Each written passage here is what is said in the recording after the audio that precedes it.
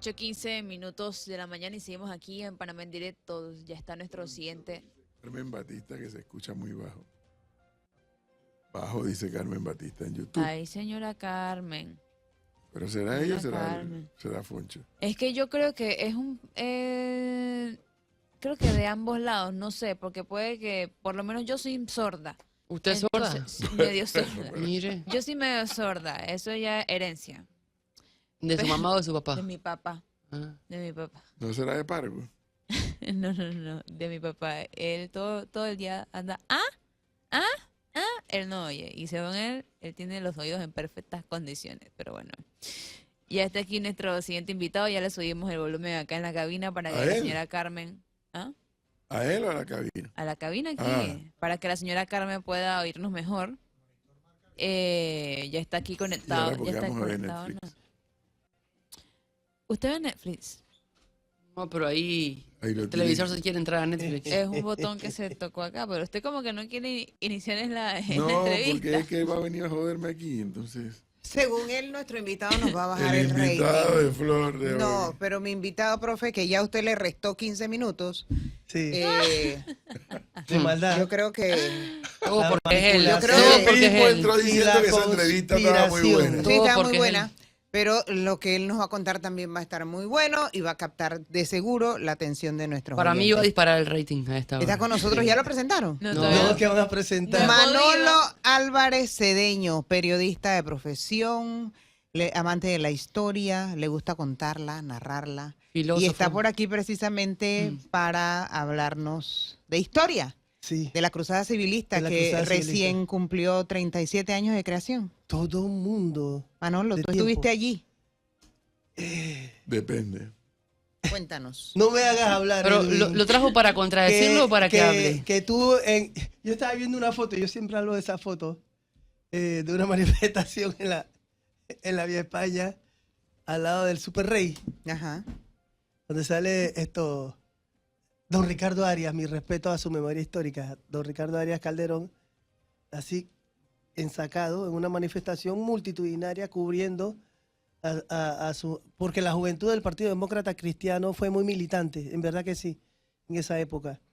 Y entonces en la foto donde Ricardo Arias Calderón está cubriendo sale Milton Enrique, sale Temido Valdía, sale mi hermano Paquito Rareza, Juan Antonio Tejada, sale un montón de amigos de la época.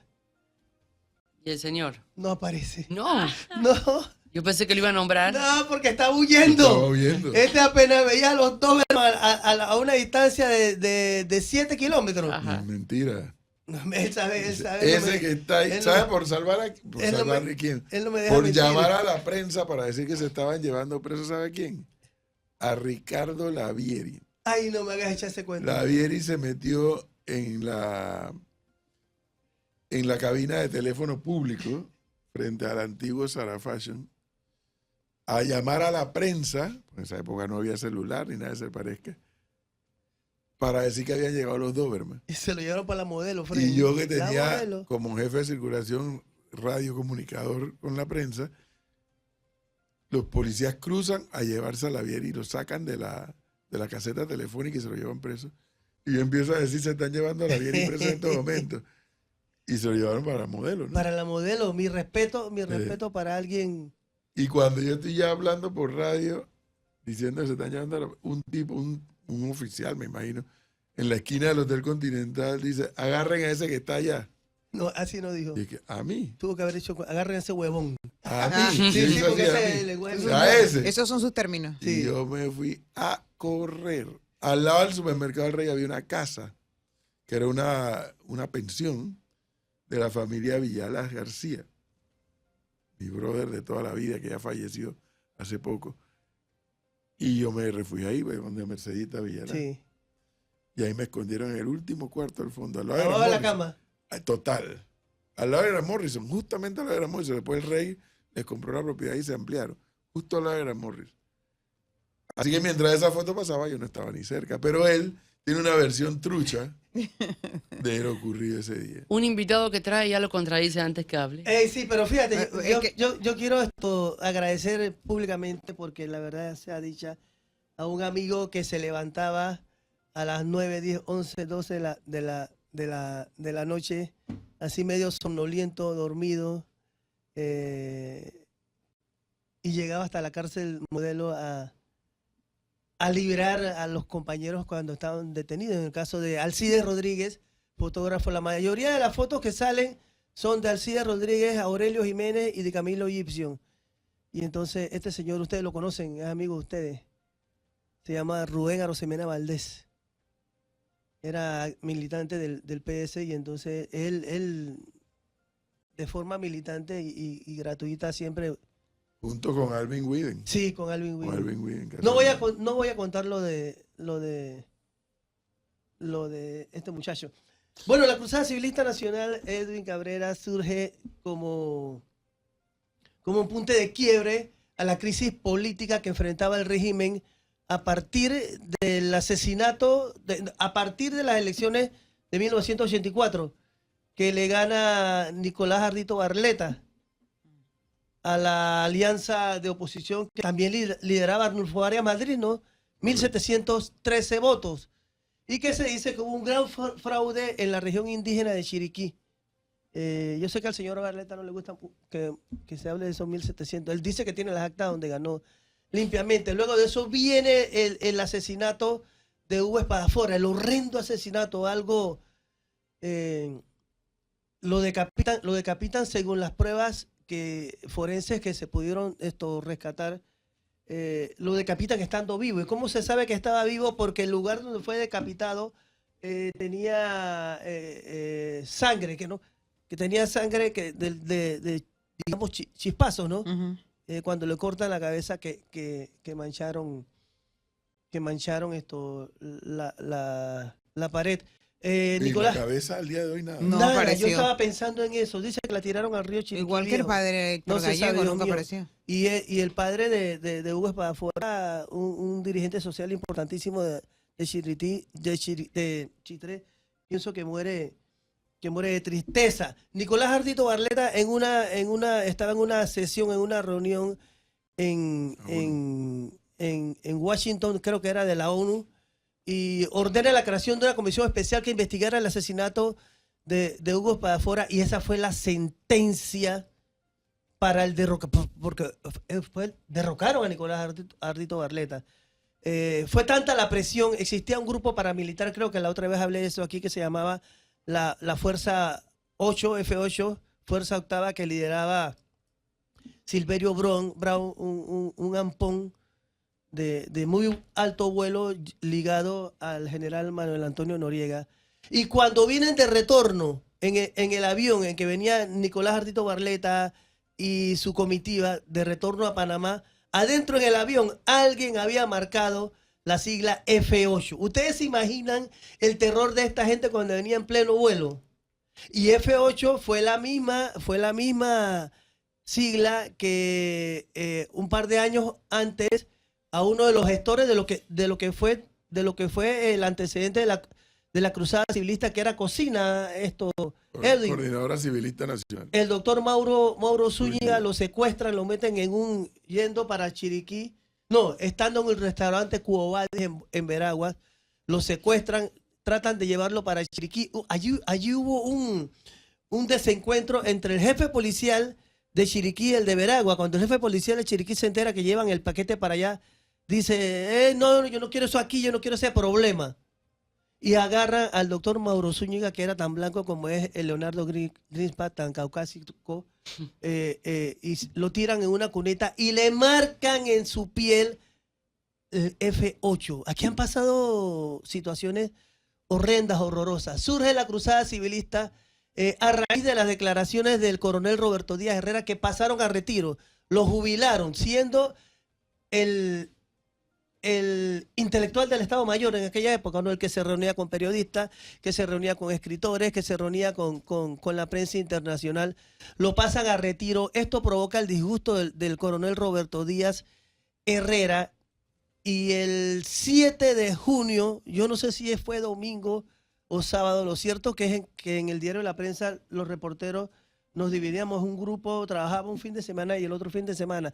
Ese fin de semana me tocó trabajar a mí con mi compadre José Quintero de León Y como a las 12 llaman a Wilfie Jiménez. Wilfie tenía un carácter muy jodido. Duro. ¿no? Sí. Tuvimos varios desencuentros, pero en cuanto al manejo periodístico, el man se la sabía. Impresionante, ¿no? Sí, excelente. Entonces, llama a la recepcionista, señor Wilfie, acá abajo está un militar que es el jefe de la escolta del Díaz Herrera, Soroel Díaz, que le trae un mensaje para usted. Wilfie nos mira y nos dice que acompáñeme allá abajo para ver qué es lo que quiere, qué pendejada quiere este policía. Cuando llegamos allá abajo, Soroel Díaz Herrera traía un VHS, eso que es un cassette de video. Y se lo entrega a Wilfie y le dice de que, bueno, mi coronel Roberto Díaz Herrera aquí está explicando las causas por las cuales renunció. Y Wilfie con la risita esa que tenía, socarrona, se le ríe al teniente o capitán Soroel y dice, no. Dile a Díaz Herrera que si él quiere hablar, que nos invite a su casa y que hable con nosotros. No, nosotros no, nada más acá, pero nosotros no, ni siquiera vamos a mirar ese VHS. Y subimos. Recuerdo que creo que estaba Yasmina, Antonia, éramos como 6. Y Wilfie arriba, si realmente él decide que vayamos allá, te va para allá Manolo. Pero él no nos va a llamar. Y bueno, yo me quedé un rato ahí, de repente como a las 4 de la tarde surge la información de que hubo un asesinato con ribetes políticos en Arraiján, donde una persona había matado al agrimensor y herido al alcalde de Santis en el brazo. Y yo me fui para allá con Aurelio. Dice, vete para allá, cualquier cosa que no va a pasar nada. Y de salida me dice Wilfie, tú haz esa noticia cuando vienes a la grande, porque ese va a ser el techo de la prensa mañana. Y efectivamente, el señor de apellido Harding le había disparado al agrimensor y había herido al alcalde de Santis, que era, mira, que de Santis fue el primer político salido de la fila del FER 29 que ocupó un cargo. Bueno, yo regresé como a las 7 de la noche y cuando yo... Harding era el papá de Kaira. De Kaira Harding, sí, la así es. diputada. Cuando yo regreso, pregunto por José Quintero y dice Wilfie, allá está donde Díaz Herrera. Wilfie estaba escéptico Sí, no creía. de que Díaz Herrera fuera a decir algo. Y entonces no había visto todavía el VHS. No, él ni siquiera agarró. Que anoche yo pensaba, Dios mío, ¿qué se habrá hecho ese VHS? Él lo tiró por ahí en una esquina.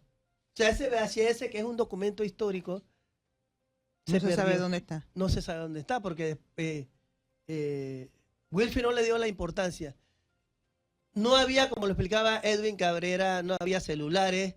Yo tenía un Viper como corresponsal de la agencia francesa de prensa, un Viper Motorola, pero en la prensa que estaba en la avanzada de la tecnología tenía walkie-talkie, ¿no?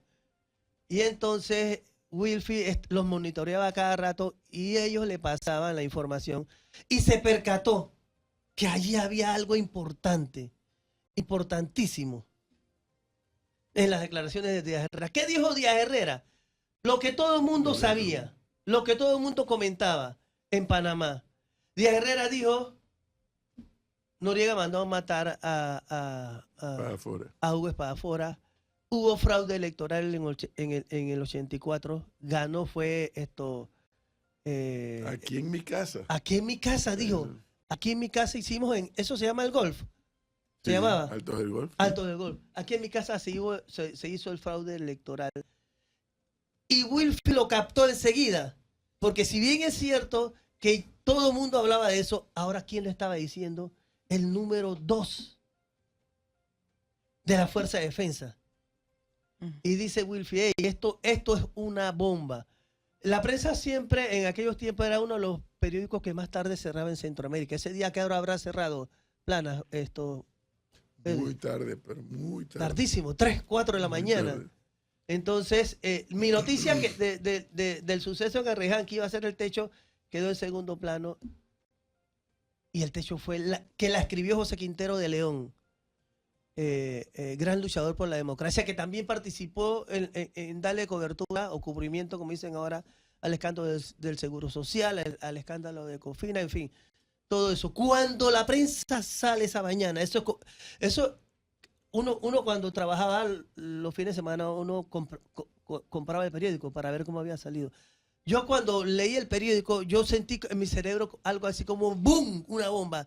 Dios mío, ¿qué está pasando? Y se desató una protesta espontánea. En ese instante espontánea. Y todo, y todo desde el 7 de junio. Filas de personas que iban a la casa de Roberto Díaz Herrera a escuchar sus testimonios. Y entonces, voy a traer un aspecto importante, ¿no? Había un sacerdote en nuestro Panamá, en la capital, Guardia Jaén, el padre Guardia, que él era muy activista en contra del régimen militar. Y entonces Díaz Herrera se sintió huérfano del apoyo. Y su activismo se intensificó con la desaparición de Héctor Gallego. Por supuesto. Díaz Herrera siento que estratégicamente se sintió huérfano del apoyo de la Iglesia Católica y mencionó la frase, sí, más o menos, aquí estas declaraciones, ni el berraco del padre Guardia se ha atrevido a visitarme. Y eso fue como que tocó ¿Y fue? Fue inmediatamente después de ese mensaje que le mandó Roberto Díaz Herrera, y la iglesia se involucra, Edwin Cabrera y estimados oyentes, Flor, y estimados oyentes de Arca Media, y la iglesia católica se involucra. Monseñor Marcos Gregorio Magrat visitó a Roberto Díaz Herrera, y bueno, eso fue. Y entonces los empresarios de la Cámara de Comercio toman para ellos la cabeza del movimiento de la Cruzada Civilista Nacional. Hubo comparaciones con un movimiento parecido que se hizo en Filipinas, con el apoyo de la Embajada de Estados Unidos.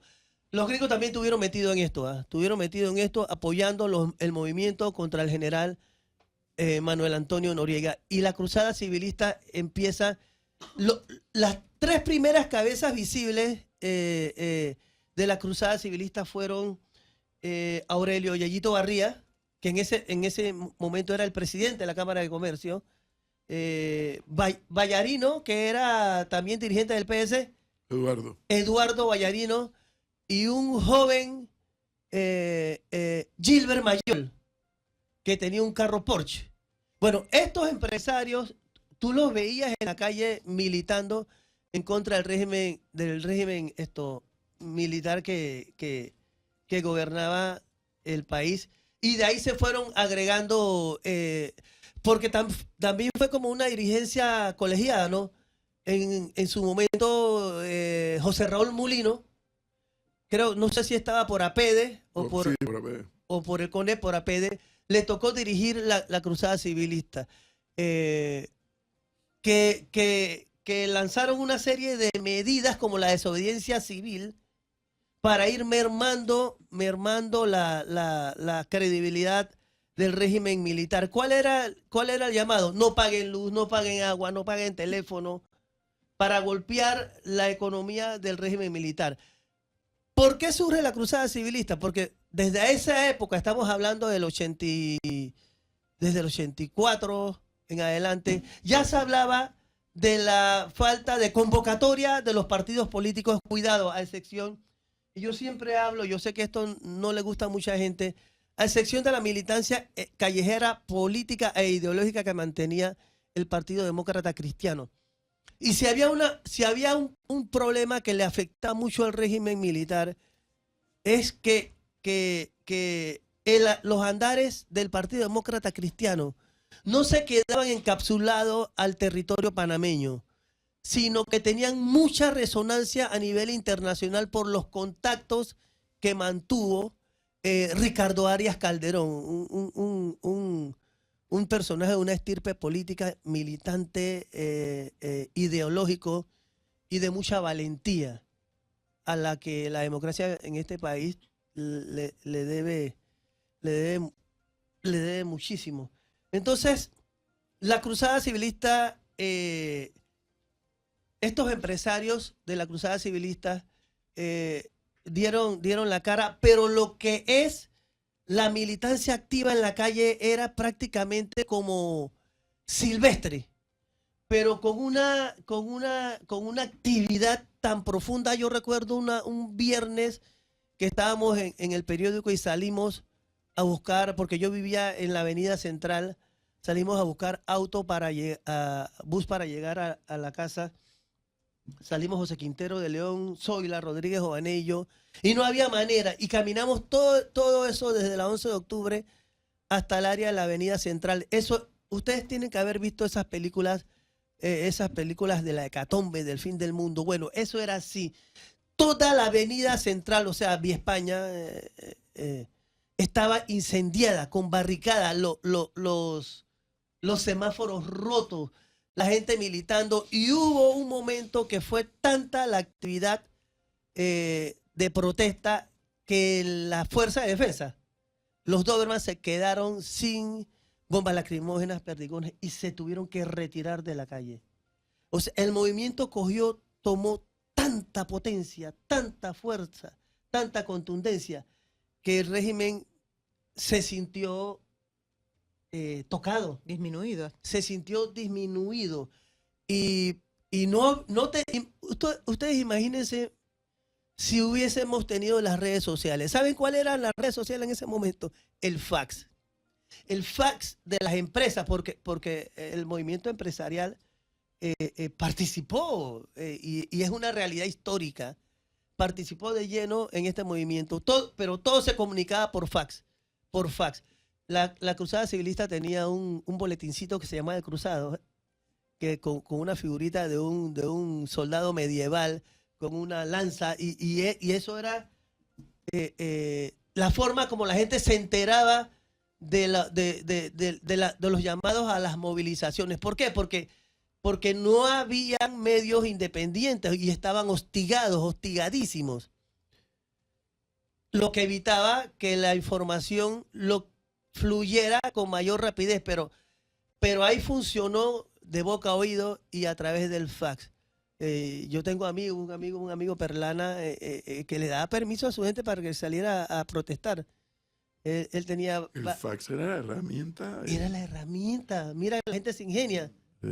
Yo compré unos primeros fax en este país, porque costaban $2,000 y pico. Imagínate, eso ahora cuesta 10 ahora son centavos. una pieza de museo. Sí, es de museo. Ahora son una literal. pieza de museo. Y hay una anécdota, cuando nos dimos cuenta en la democracia cristiana del poder, Del el fax. poder de la información, Del no poder otra del cosa. fax. Y convocamos un directorio nacional aquí en la Avenida Perú, y entonces habíamos comprado un fax para cada provincia, me acuerdo, Canon, uno Sí. para cada provincia. O sea que realmente eran como 10 u 11, porque habíamos uno para Chorrera y etcétera. Bueno, los militares hacían retén en Antón, en la garita de Antón. Se los quitaron. Se lo Eddie. decomisaron. ¡No! Lo tiró al río. ¡Ay, maldito! No sé si era el de Herrera o el de Los Santos. Cuando él vio que estaban requisando los carros, y como el fax se había constituido en una herramienta de la lucha, Ajá, y los era una militares prueba no de sabían, subversión. los quitaban, se los decomisaban y te llevaban presos. Ahí antes de llegar a la garita esa, hay un puente. Sí, así es. Lo tiró al río. Infame ese. Bueno, era eso o ir preso, ¿no? Sí. Bueno, había que ir preso. Esa era la gracia. ¿Usted fue preso? cuántas veces? Que... Dos Digo, veces. caíste, Edwin, eso es nuevo. 2 veces. Sí, En Tocumen. eso lo estás inventando. En Tocumen, regresando de Guatemala. Ok.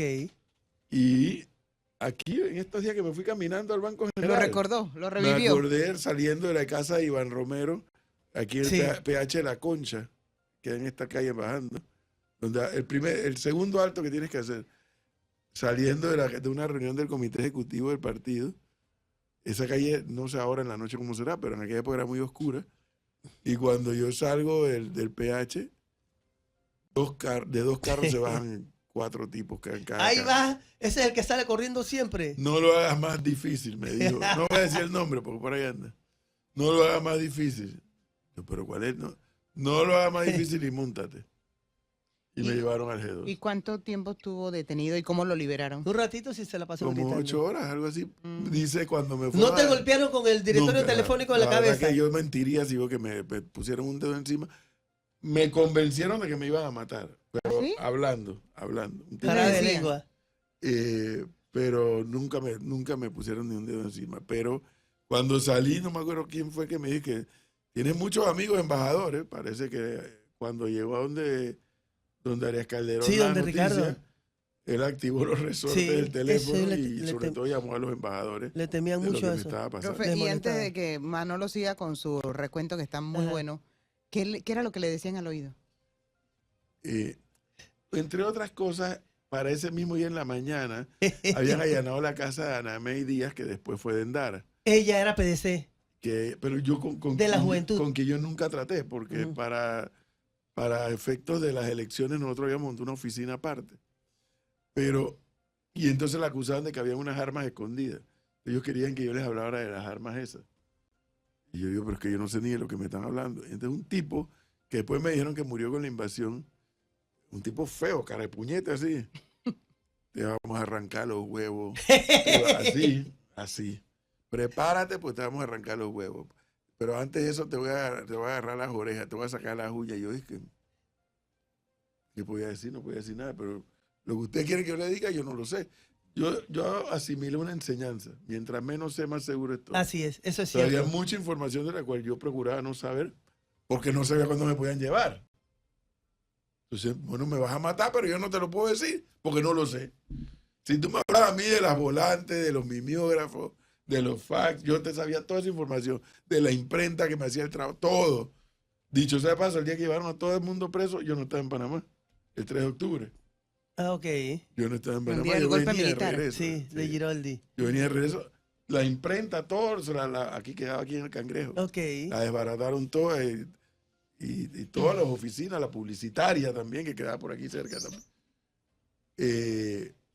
Pero sí me convenció, el tipo me convenció psicológicamente de que me iba a matar. No. Y eso lo vivió mucha gente. ¿Qué más, Manolo? Oye, entonces, fue tanto el involucramiento, Poncho, ¿cuándo te has visto que a mí me ha traído algo de tomar? el del sector Desde los celos, desde empresarial, los celos. que en algún momento la Cámara de Comercio, Edwin, lo recuerda, la pintaron de negro, negro. total, de luto por la lucha y la persecución que recibieron todos estos dirigentes que yo mencioné, Gilbert Mayol, Aurelio Barría, Vallarino, José Raúl Mulino y un montón de más. Fue tenaz, fue constante. Ellos tuvieron que vivir en la clandestinidad. Esa es otra realidad. Alberto Conte después estuvo también en ese Titi grupo. Conte, sí, Alberto Conte también, que lo mandaron al exilio. Saludos te manda Samuel Rivera, Edwin. Y por acá Al me- micrófono, Manolo, al micrófono. Saludos te manda Samuel Rivera. 45 años en radio y no se acuerda de tiene que hablar directo al Igual micrófono. que Porque ¿se te da manda cuenta? Samuel Rivera. Y la represión, y a pesar de la dureza de la represión militar, que era todos los días que había manifestaciones, la gente nunca se amedrentó. La Mire. ciudad, el país llegó a prenderse de frontera a frontera en algún eso, momento. Manolo, que me alegró, bueno, no es que no lo veo a cada momento, pero no lo veo siempre. Un hombre que yo respeto hasta el día de hoy todavía por su valentía. Carlos Ernesto González de la Lastra. Sí, lo iba a mencionar. Allá este tipo iba a los policías tirando perdigón y bomba y él iba para adelante. Y con la bandera panameña en la mano, nunca se me olvida aquí donde quedaba el Chase, que ahora queda no me acuerdo qué, frente al Hotel de Panamá. Y la señora Street, Era bomba y Carlos Ernesto como si nada iba para adelante. Valiente Carlos Ernesto, realmente. y yo me encontré por aquí atrás del santuario en una represión que uno también salía corriendo a este señor Galindo, que era el Molirena. Mario.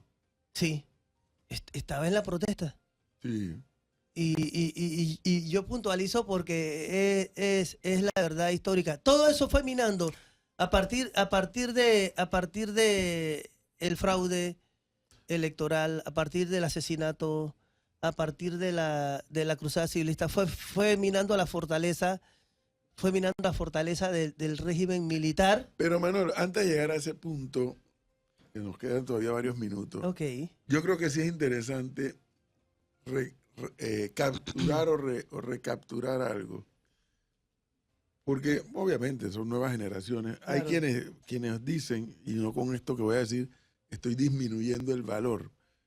No, es que es la primera vez en la historia que la juventud se levanta con la crisis que vimos en octubre y noviembre. Y eso no es así, porque No es así, cuando tú revisas no la es así. historia, La juventud había una siempre. juventud que se llamaba Juventud del Frente Patriótico. Sí, así es. Allá en la década de los Del- 40, que se opuso El 9 de enero. antes de eso, pero que se Sí. opuso al convenio Philo-Hines, de convenio de base. La siembra de base. Arellano Leno. Después vino ese otro grupo. Villueca. Y luego entonces vino el 9 Claro, de enero del la 64. juventud siempre se ha levantado, Edwin Sí. Cabrera. Aquí José Martínez es cizañoso. Siempre. Dice, ¿y por qué no mencionas a fulano de tal? Un fulano de tal que es amigo de Edwin. Porque ese nunca estuvo en esa militancia. Ese era un tira la piedra y esconde la mano. Ese era de lejos.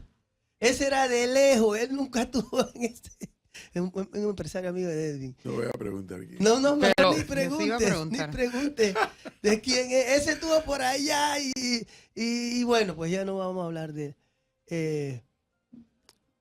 Manolo, Cuéntame. para que lo anoten en la Ajá. lista de respuestas, ¿no? Porque una de las preguntas que le quiero hacer es la diferencia entre la cobertura periodística que se realizaba en ese momento con la de ahora. Ajá. ¿Hay diferencias, hay similitudes? Oye, ¿Qué análisis se puede hacer? Una diferencia enorme. Eso es como, por ejemplo, la Primera y la Segunda Guerra Mundial se libraba cuerpo a cuerpo. Sí. Pero cuando los gringos invadieron Panamá, ellos tenían unas tanquetas que no eran Sherman. A veces se comete unos tanques que no eran Sherman.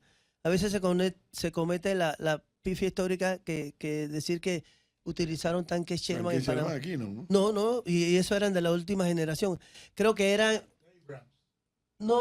Pero sí tenían M120. orugas, sí tenían Sí, las ruedas de orugas. M120 que le cabían como unas 15 personas adentro. Ya aquí en Panamá, cuando ellos entran a Panamá, ellos iban con esa tanqueta por delante, con la gente adentro y unos comandos rodeados. Y ellos no enfrentaban cuerpo a cuerpo. Muy pocas veces enfrentaban cuerpo a cuerpo. Ellos iban con esas tanquetas por delante. Bueno, la cobertura periodística en ese entonces era cuerpo a cuerpo. Tú tenías que estar, si tú querías tener credibilidad y querías hacer un reporte periodístico apegado a la realidad histórica, tú tenías que estar allí. Sí. Tú tenías que ¿Cómo mirar, lo ibas a relatar si no estaba? Arriesgarse. arriesgarte para relatar la verdad de lo que estaba sucediendo. Yo ahora lo menciono como una cobertura cuerpo a cuerpo, Fren.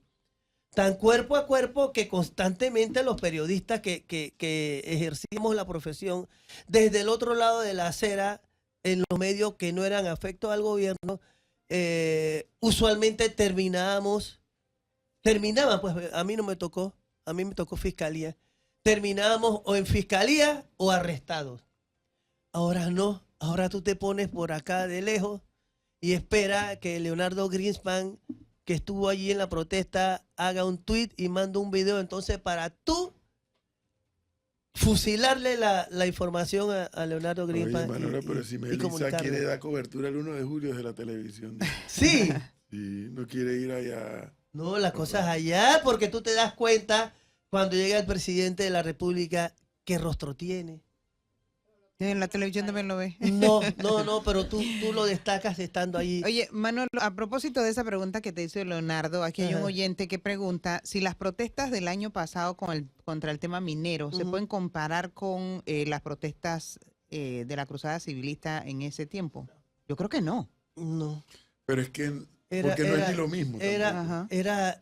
Son Es circunstancias que diferentes. esta protesta hubo una represión, sí, decía un amigo, una represión, voy a hacer una comparación, una represión 2,5 o 3, desde mi punto ¿En de vista. esta última? En esta última. No, casi que no hubo represión. 2,5 o 3. ¡Ey! La represión que ejecutaba el régimen militar contra la gente de los barrios, contra la clase media, porque ese es otro asunto. Fue durísima.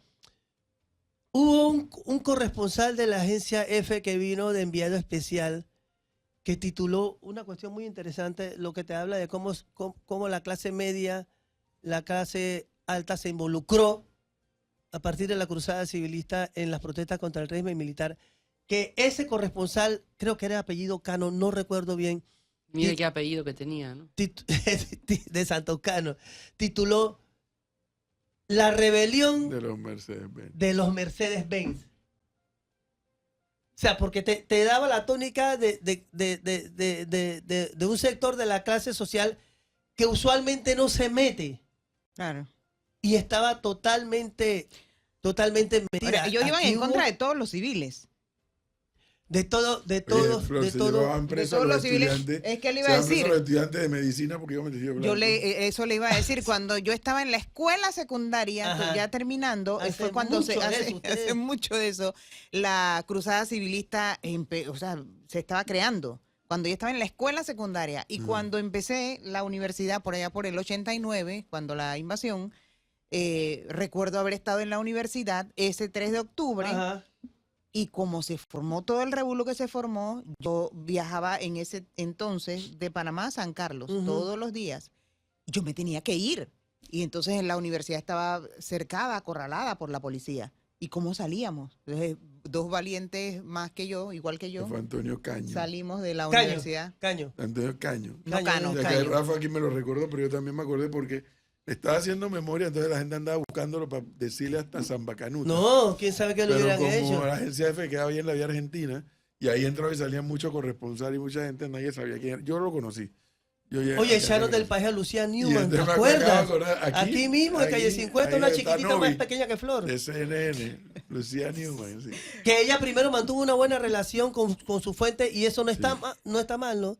Pero fue Oiga, perseguida. no, lo que le Después iba a hubo decir, los intentos, rapidito, a contar ah. mi anécdota antes de que Manolo termine, que cuando ese día yo necesitaba salir de la universidad porque yo me tenía que ir para mi casa, igual otras dos compañeras, entonces, ¿qué hacemos? Y bueno, pues las tres valientes vamos a salir de la universidad y caminamos a ver hasta donde podamos agarrar un transporte. Oiga, esos policías nos han tratado. Y que ahora se hacen las inocentes, mírenla. Y bien que están tirando piedra por ahí, Sí, haciendo, así es. o sea, pero intratadas. Y nosotros, calladitas, pues, es que necesitamos irnos. Él fue lo único que dijimos. Y al final, después de insultarnos porque Sí. éramos civiles, fue que nos dejaron ir.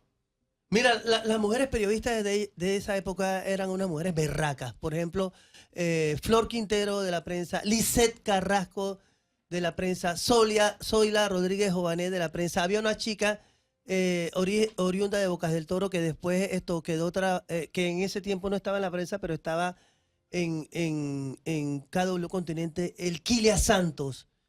Estas muchachas eran muy asertivas, muy buscadoras de la información, y es porque en ese tiempo se corrían riesgos, muchos riesgos, y había que estar dispuesto a tener el compromiso de querer asumirlo. Posteriormente hubo la intentona del 16 de marzo del coronel Leonidas Macía, que muchos de esos militares que participaron,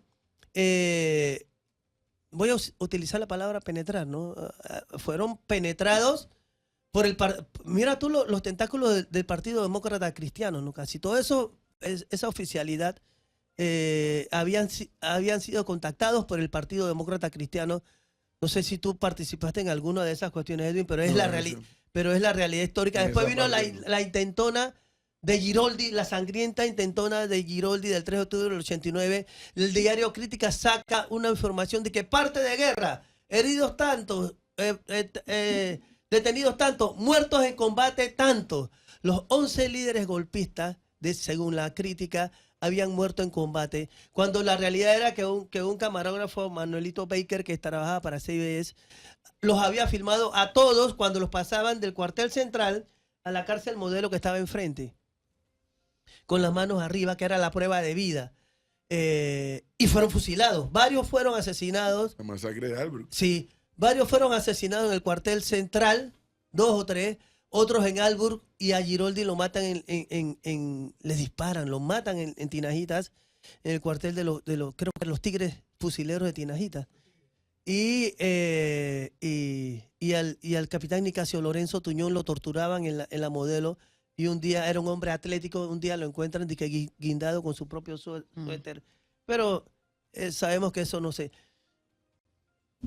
El señor Daniel Alonso fue el que leyó la proclama de los golpistas, y lo voy a mencionar porque uno siempre busca la forma de dar testimonios de vida. Ya como a las 3 de la tarde, yo había tomado un respiro en mi cobertura periodística. La prensa estaba cerrada, pero yo era corresponsal de la agencia francesa de prensa FP. En el parquecito de los Aburridos, eso era antes doble vía, o una vía que conducía al cuartel central. Y yo estaba descansando cuando a lo lejos yo veo que viene una camioneta 4x4, y yo distingo a la distancia que el pasajero era Daniel Alonso. Uno conocía a Daniel Alonso, ¿no? Periodista. Y yo lo miro y yo le grito, porque la camioneta no iba rápido. Yo le grito, ¡Hey, Daniel, qué pasó!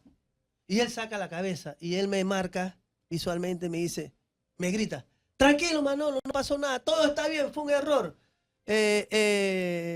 Todo está bien y todo se va a aclarar, algo así. ¿Qué hizo Daniel Alonso ahí? Él me estaba dando a mí testimonio de fe que él estaba con vida. Son cosas que uno va... Yo reporté, el que leyó para la Franpress, sí. El que leyó la proclama iba en un auto, presumiblemente iba arrestado. Bueno, Daniel Alonso la pasó durísima, se lo llevaron 3 meses en Coiba. Para el campamento Machete, donde incluso creo, si mal no me acuerdo, los pusieron a cavar su propia tumba. Sí. Y son aspectos de la vida política de este país que tienen que ser contados, que tienen que ser relatados, que tienen que ser compartidos. Y reitero, y traigo el caso de Daniel porque él ahí lo que me dio, y uno probablemente quizás él ni se acuerde de eso, porque los momentos que estuvo viviendo él y todos ellos eran durísimos. Pero él lo que hizo en ese instante fue darme fe de vida. ¡Ey! Él me dijo, sin decírmelo, ¡hey, Manolo, mírame bien! Yo estoy aquí, yo leí la proclama, yo estoy vivo, me llevan para el cuartel central. Y tanto es así que luego... La proclama fue leída en La Exitosa. En RPC. En RPC. Televisión. Y tanto es así que sale un parte la mañana siguiente de que parte de guerra, muertos en combate, Giroldi, Nicasio Lorenzo, Tuñón, todos estos muchachos. La proclama no terminó de ser leída porque ¡boom! Hubo un apagón. Se fue la luz. Se fue la luz. Se cortaron todo. Esos son momentos que vivió el país, que no queremos que... ¿Qué pasó? Manolo. Es alguien que no es amigo tuyo. Ajá, ¿qué dice? Bueno, alguien que no es amiga tuya. Sí. O sea, ¿qué dice? Buenos días. Acotaciones puntuales e importantes. El periodista español se llama Antonio Caño. Bueno. Llegó a director general del País de España. Ajá. Previamente fue amigo de los tongos. Okay. 2. Manolo también fue buen amigo de los milicos. Grandes amigos entre los milicos. Debe revelar eso también, por respeto y objetividad. Profesor, no, Edwin, jamás. Ahí la gente se enreda. Una jamás cosa que el periodista tenga fuente. Tiene que tener fuente. No, jamás tuve relación con los militares. La he tenido ahora. Es correcto. Ahora sobre todo con los golpistas del 16 de marzo, con Milton Castillo. A Martínez no le gusta que yo mencione a Milton. Ya va a llamar, cuidado. Y todo esto. Sí. Había uno de la Marina, que ese no lo olvido, que lo consultaba mucho porque me daba datos, y no olvido jamás, después del 3 de octubre, que de la agencia nos pedían esto, ¡hey, lo fusilaron, tenemos que... Y entonces, para un 28 de noviembre que se decía que el general Manuel Antonio Noriega iba a estar en ese desfile, lo cierto es que después del 3 de octubre, Noriega entró en pánico y creo que se mostró una vez en una ventana del cuartel central. No volvió a mostrarse más nunca. No, la foto del mango no fue después del 3 de octubre. No, fue antes. mucho antes. Entonces, yo fui con la corresponsal de UPI, Betsy Lordan, muy amiga, y estuvimos tratando de buscar esa información.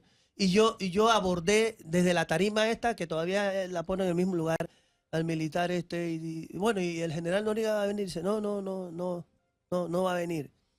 Y yo le pregunté, pero fusilaron, uno era pendejo, Edwin, también. O sea, preguntarle a un teniente coronel, y bueno, y lo fusilaron. En las circunstancias en que se vivía con los militares, era correrse un riesgo también. Claro. Manolo, ¿te puedes acordar dónde te estás quedando? Para la otra semana. Oye, dice, Pero déjame terminar esto, porque después se me olvida, ya son las... Ok, termínenlo. Pero los fusilaron, y me dijo, no los fusilamos. Y se quedó así una reflexión rápida y dijo, jamás olvido esa frase.